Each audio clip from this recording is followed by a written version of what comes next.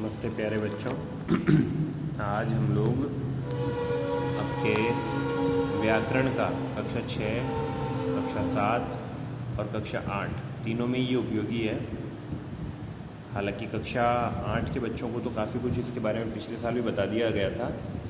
कक्षा 6 वाले बच्चे जो हैं पहली बार मुझसे पढ़ रहे हैं, तो ये वचन वाला जो टॉपिक है ये आपको पढ़ाया जा रहा है, तो आप इसको ध्यान से देखें और इसको ध्यान से सुने। वचन होता क्या है बेसिकली? सामान्यतः वचन शब्द का प्रयोग किसी के द्वारा कहे गए कथन अथवा दिए गए आश्वासन के अर्थ में किया जाता है, किंतु व्याकरण में वचन का अर्थ संख्या से लिया जाता है। ठीक है, यानी कि बेसिकली जब वाक्य बनाते हैं तो उसमें कोई व्यक्ति, वस्तु या स्थान हो या कोई भी चीज़ हो, उसकी मात्रा कितनी है, संख्या कितनी है, वो बताने के लिए वचन का प्रयोग किया जाता है।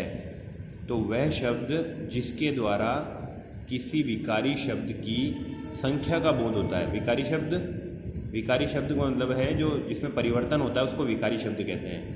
तो सभी शब्दों में कुछ ना कुछ परिवर्तन होता है, कुछ ही शब्द होते हैं जिनमें परिवर्तन नहीं होता है, अव्यय शब्द होते हैं। बाकी जिन शब्दों में परिवर्तन होता है उन सभी को विकारी शब्द कहा जाता है। तो उनमें जिनमें परिवर्तन होगा तो संख्या वाली शब्दों में या उनकी संख्या बताई जाएगी, तो उसको हम वचन कहते हैं। तो वचन के हिंदी में 2 प्रकार होते हैं। हिंदी में 2 प्रकार होते हैं, इंग्लिश में भी 2 होते हैं, है ना। एक वचन और बहुवचन, यानी कि सिंगुलर और प्लूरल। ठीक है ना। तो एक वचन और बहुवचन। अब हिंदी और इंग्लिश में तो 2 होते हैं, लेकिन संस्कृत में जो होते हैं वो वचन 3 होते हैं। ये भी क्योंकि संस्कृत में भी आप पढ़ेंगे, जैसे इस साल कक्षा 6 वाले बच्चे नए हैं तो उन्हें बता दूं कि संस्कृत में 3 वचन होते हैं। एक तो एक वचन और बहुवचन तो होता ही है, इसके बीच में एक द्विवचन भी होता है। ये देखो मैं लिख के बता देता हूँ आपको। द्विवचन, ये संस्कृत का टॉपिक है। हालांकि जब संस्कृत पढ़ाएंगे तो उस समय और अच्छे से क्लियर करेंगे। तो द्विवचन भी होता है। द्विवचन मतलब कि 2 की संख्या में कोई चीज़ होना। ये मैंने आपको जब ये लेसन पढ़ाया था, ये देखिए, तो इस लेसन में भी मैंने बताया था। ये रहा एतौ कौ, ये 2 कौन है? तौ, एतौ। तो तौ और एतौ जो है ना, ये द्विवचन के रूप है ना। समझ में आ गया आपको? ये आपको मैंने लेसन में, जब आपको फर्स्ट लेसन पढ़ाया गया था उस समय भी ये आपको बताया गया था। ये देखो 22/4 को मैंने आपको फर्स्ट लेसन पढ़ाया था। आपने इसका काम कर लिया होगा अपनी कॉपीज़ में, ठीक है ना। तो अगर नहीं किया है अब तक भी किसी बच्चे ने, तो इस काम को कर ले अपनी कॉपीज़ में, है ना। तो अब आप यहाँ आ जाइए। तो एक वचन और बहुवचन, हिंदी में ये 2 वचन होते हैं, इंग्लिश में सिंगुलर और प्लूरल बोलते हैं इन्हें, और संस्कृत में 3 होते हैं, एक वचन, द्विवचन और बहुवचन। इस तरह से आ गया होगा आपको समझ में। अब एक वचन जो हैं वो कौन से होते हैं या उनकी क्या विशेषता है, क्या परिभाषा है? तो विकारी पद के जिस रूप में किसी एक संख्या का बोध होता है उसे एक वचन कहते हैं। जैसे भरत, लड़का, मेरा, काला, जाता है आदि, है ना। तो जैसे विकारी पद है, उसके जिस रूप से किसी एक संख्या का बोध हो, यानी सिर्फ एक ही संख्या का बोध होता है, एक ही व्यक्ति का बोध होता है। जैसे ये मैं समझो एक कलम, ये एक कलम है ना, एक कलम। 2 कॉपियाँ, 3 किताबें। तो अब 2 कॉपियाँ और 3 किताबें, तो इसका मतलब तो ये क्या हुआ? या तो ये तो हिंदी के हिसाब से तो बहुवचन हो गया, एक के बाद की सभी संख्याएं बहुवचन हो गई, लेकिन एक की संख्या में है, एक कॉपी, एक कलम, है ना, एक जो है बालक, एक लड़का, है ना, काला, मेरा, ये सारे जो शब्द हैं, ये सारे शब्द एक वचन का बोध कराते हैं। तो हिंदी में ये शब्द सदैव एक वचन में ही प्रयुक्त होते हैं। और कुछ शब्द भी ऐसे हैं हिंदी में जो हमेशा एक वचन के अंतर्गत ही प्रयोग में आते हैं। वो कौन से शब्द हैं, इनको देखिए आप। जैसे कि सोना, सोना एक वचन में ही प्रयोग होगा, सोने की कोई चीज़ है, सोना है तो। चांदी, लोहा, स्टील। पानी, पानी एक वचन में ही आता है हमेशा। दूध, जनता, है ना। आग, आकाश, घी, सत्य, झूठ, मिठास, प्रेम, मोह, सामान, ताश, सहायता, तेल, हवा, वर्षा, जल, क्रोध और क्षमा, ये सारे एक वचन के अंतर्गत ही आते हैं। ठीक है ना, हिंदी के अंदर ये सब एक वचन में ही आते हैं। अब बहुवचन किसे कहते हैं? तो विकारी पद के जिस रूप से किसी का एक से अधिक संख्या का बोध होता है। मैंने बताया ना, एक संख्या में है, कोई भी एक है जब तक तो एक वचन रहेगा, लेकिन एक से अधिक होते ही जब दो ही हैं तो वो हिंदी में बहुवचन में आ जाएगा। संस्कृत होगा तो दो होने पर द्विवचन आएगा, और दो के बाद अगर 3, 4, 5 कितनी भी हो तब बहुवचन आएगा। लेकिन हिंदी में हमेशा एक वचन और बहुवचन या तो एक है या फिर अनेक है, इस तरह से होता है। तो इसीलिए अधिक का बोध हो उसे बहुवचन कहते हैं। जैसे लड़के, अब ये बहुत सारे लड़के हो गए, लड़कियाँ, बहुत सारी लड़कियाँ, गायें, घोड़े आदि, है ना। तो ये भी जाने कि हिंदी में कुछ शब्द ऐसे होते हैं जो हमेशा बहुवचन में ही प्रयुक्त होते हैं, मतलब बहुवचन ही होते हैं हमेशा, चाहे उनका नाम जब भी उनका लिया जाएगा तो बहुवचन में आएगा। जैसे कि आंसू, अब आंसू एक तो आएगा नहीं, जब भी कोई व्यक्ति रोएगा तो बहुत से आंसू आएंगे, तो आंसू हमेशा बहुवचन होते हैं। होश को हमेशा बहुवचन में रखा गया है, होश संभाला, है ना। दर्शन, है ना। हस्ताक्षर, प्राण, भाग्य, आदरणीय व्यक्ति, हेतु, प्रयुक्त, शब्द, आप, दाम, समाचार, बाल, बाल हमेशा बहुत सारे होते हैं ना, लोग, हालचाल, ये सारे शब्द जो है बहुवचन में प्रयोग होते हैं। अब वचन परिवर्तन कैसे किया जाता है? तो ये हिंदी व्याकरण के अनुसार एक वचन शब्दों को बहुवचन में परिवर्तित करने के कुछ नियम होते हैं। अब वो क्या नियम होते हैं इसको देखो आप। जैसे शब्द के अंत में आ को ए में बदलकर, शब्द के अंत में अगर आ रहा है तो उस आ की जगह अगर आप ए लगा देंगे तो बहुवचन में बदल जाएगा वो शब्द। यानी एक वचन के शब्द के अंत में आ रहा है, आप उसके अंत में ए लगा देंगे तो वो बहुवचन में बदल जाएगा। जैसे कमरा, यहाँ क्या आ रहा है अंत में? आ रहा है, अब इस आ की जगह आपको ए लगा देना है, कमरे, अब ये बहुवचन हो गया, है ना। लड़का एक है, आ रहा है, इसके ए लगा देंगे अपन, लड़के, तो अब ये बहुवचन हो गया लड़का। ऐसे देखो, बस्ता, आ, बस्ते, बैठा, बैठे, बेटा, सॉरी ये बेटा, बेटे, है ना।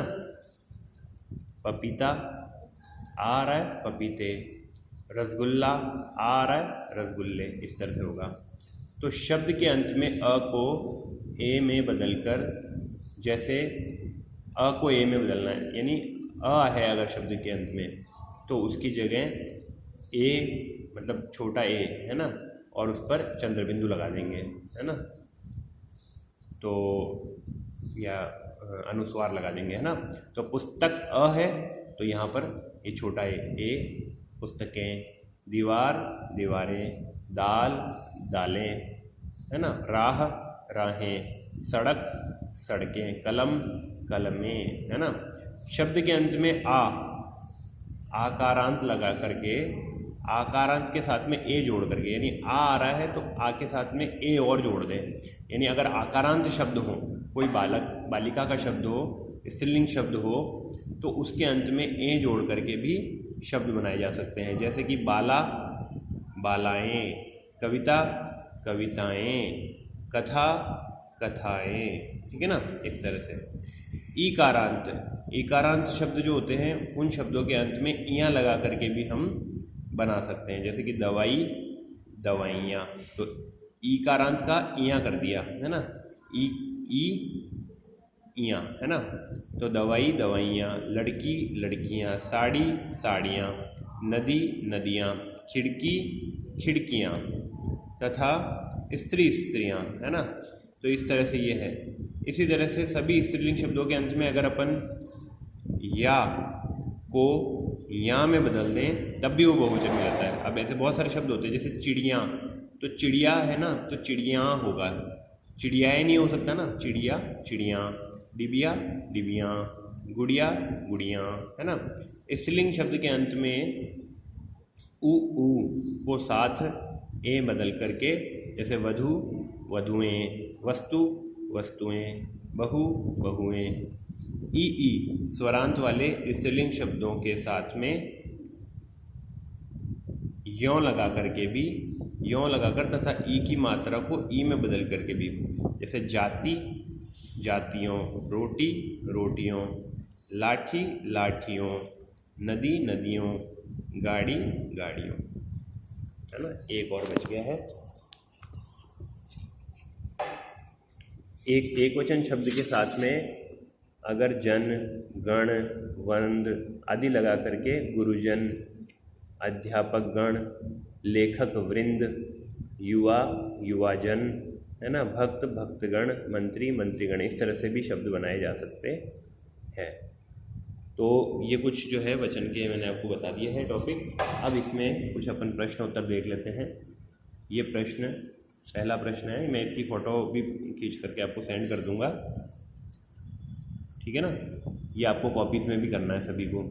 तो कोष्टक में दिए गए शब्दों में से उचित शब्द छांटकर रिक्त स्थानों की पूर्ति कीजिए। जैसे डॉक्टर सदैव डैश को सेवा करता है, डैश की सेवा करता है, तो डॉक्टर सदैव मरीज होगा या मरीजें होगा, ये बताना है। तो आप अपने दिमाग में सोच लें। तो डॉक्टर सदैव मरीज की सेवा करता है, ठीक है ना। ऐसे ही विवेकानंद ने अमेरिका में अपने विचार दिए या विचारों दिए, विचारों व्यक्त किए या विचार व्यक्त किए, तो विचार व्यक्त किए होगा यहाँ, है ना। हम सबने आचार्य जी को अपने भावों से परिचित कराया, भाव से परिचित कराया, हम सबने कराया तो भावों से परिचित कराया। सभी अपने घरों में पानी लेकर आती हैं, सभी छात्राएं अपने घरों में पानी लेकर आती है। सड़क डैश आज की ज़िंदगी की अनिवार्य घटना बन गई है। सड़क दुर्घटना आज की ज़िंदगी की अनिवार्य घटना बन गई है, दुर्घटना, है ना। भारत के, अच्छा यहाँ दुर्घटनाएं, हाँ सड़क दुर्घटनाएं आज की ज़िंदगी की बन गई। बहुत सारी सड़क दुर्घटनाएं होती रहती है ना, तो यहाँ दुर्घटनाएं होगा। भारत के डैश ने पाकिस्तानी सेना को हरा दिया, तो भारत के सैनिकों ने पाकिस्तानी सेना को हरा दिया। तो ये मैं आपको इसकी, ये कुछ क्वेश्चंस हैं, तो आपको ये कुछ क्वेश्चन हैं जो मैं निशान लगाकर भेज दूंगा, ये आपको अपनी कॉपीज़ में करने होंगे। इससे ज़्यादा नहीं है, 10 ही क्वेश्चन हैं छोटे छोटे, ये मैं आपको इसकी PDF अभी सेंड कर दूंगा, ठीक है। तो आज की वीडियो में इतना ही बेटा, थैंक यू।